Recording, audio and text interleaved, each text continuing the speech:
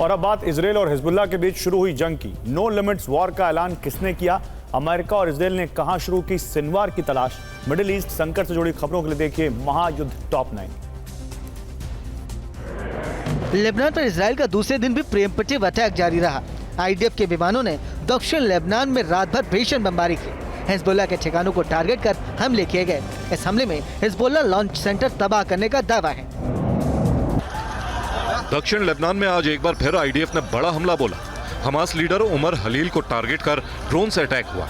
खबर है कि हमले के वक्त उमर हलील अपने परिवार के साथ कहीं जा रहा था, तभी ड्रोन से हमला हुआ। हलील की हालत फिलहाल गंभीर बनी हुई है।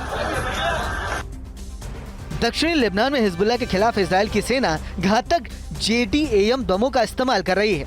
आईडीएफ एयरफोर्स के सामने कई तस्वीरों में ये खुलासा हुआ है कि वीडियो में स्ट्राइक से पहले इन बमों को F-151 फाइटर जेट पर डोल करते हुए देखा जा सकता है।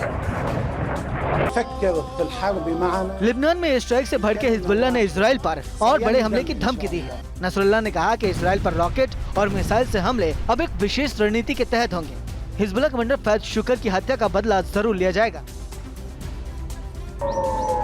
हिजबुल्लाह और हुती के ऐलान जंग के बाद इजरायल ने ड्रोन हमलों का हाई अलर्ट है। गलीली के पास आज हिजबुल्लाह की ओर से कई ड्रोन हमले हुए, जिसके बाद ड्रोन अलर्ट सायरन सुना गया।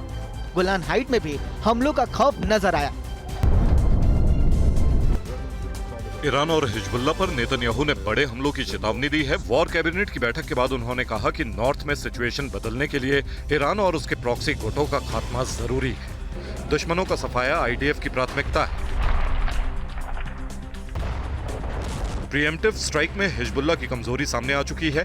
ये दावा आईडीएफ के स्ट्राइक ग्रुप ने किया है। दावा है कि हिजबुल्लाह एक साथ ज्यादा रॉकेट लॉन्च नहीं कर सकता है। इसके लिए उसे अपने लॉन्चर्स को बाहर लाना होगा, जिन्हें आईडीएफ से बचाना नामुमकिन होगा।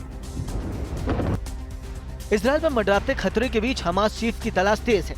न्यूयॉर्क टाइम्स के हमले से खबर है कि सिनवार की खोज में इजरायल को अमेरिका से मदद मिल रही है। अमेरिकी ग्राउंड पेनिट्रेटिंग रडार में गाजा की सुरंगों में उसकी तलाश जारी है।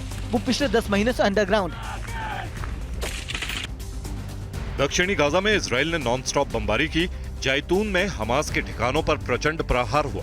गाइडेड बमों से किए गए हमलों में कई बुनियादी ढांचे जमींदोज हो गए।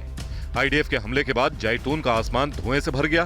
करीब 6 हमास लड़ाकों की मौत की खबर है।